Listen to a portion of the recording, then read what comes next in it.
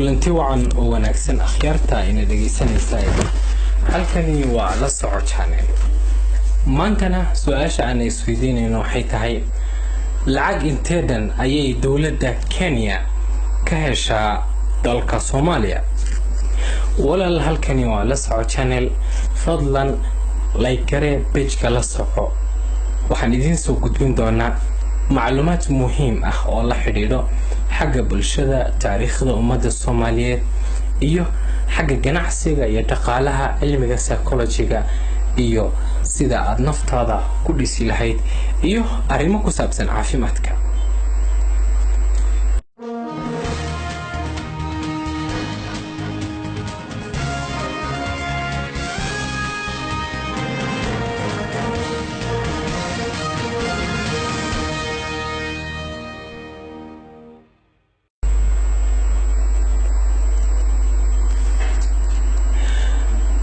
sanadkii 2017 dawladda Kenya waxay dhoofisay dalka Soomaaliya adduun dhan qiimihiisa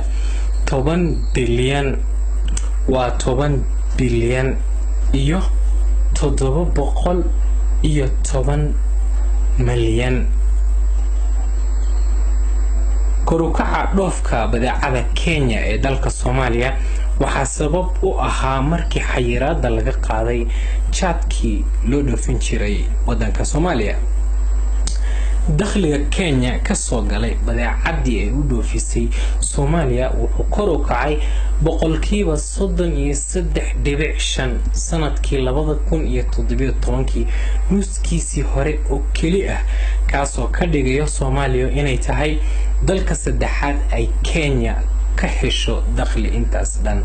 dalalka Afrika markii la fiiriyo weligeed ma soo marin taariikhda wadanka Kenya dal Afrikaan ah oo ganacsigiisa iyo dakhliga uu ka helo hal mar sidaas korukac u sameeyay ama korin muddo sidaas u kooban oona ka ahayn dalka Soomaaliya waxa ay ka hormartay dalal waaweyn oo Kenya la sameeyay jiray ganacsi sida dalka Masar, Southern Sudan, Rwanda iyo dalal kale oo badan oo Afrikaan ah sida ay qeexday warbixin ay diyaarisay hay'adda Kenya National Bureau of Statistics ee tirakoobka u xilsaaran badeecada ay Kenya u dhoofiso dalalka Afrika waxaa Soomaaliya ka horeeyo 2 wadan oo kaliya waxayna kala yihiin labadaas wadan mid waa dalka Uganda oo ay Kenya u dhoofiso badeecad ay qiimaheedu yahay 30 bilyan oo shilin iyo Tanzania oo ay u dhoofiso lacag alaab qiimaheedu u dhan yahay 13 bilyan dhibic 24 waxa wadanka saddexaad ah wadanka Soomaaliya oo ay u dhoofisay 10 bilyan dhibic 7 waxa midka afraad ah Masar oo ay u dhoofisay 7 bilyan dhibic 97 waxay ka dhigan tahay wadanka labaad Kenya ay u dhoofiso badeecadeeda oo ah dalka Tanzania waxay dheer tahay Soomaaliya 3 bilyan kaliya marka mar dhow waxay noqon doontaa wadanka labaad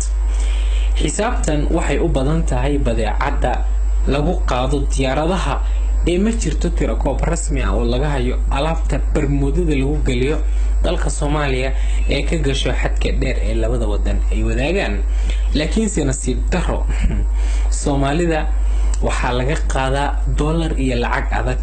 oo tiradeedu badan tahay 90% waxaa loogu bedelaa caleen lagu sarqaamo oo dad iyo dal iyo danaba seejisay ragga Soomaaliyeed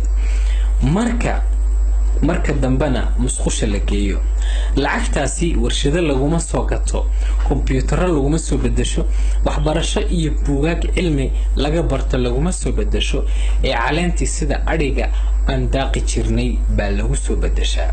wadani dhab ah ma aha ruuxa jaadka cuno walaal faafi fariintan si ay u gaadho khasaaraha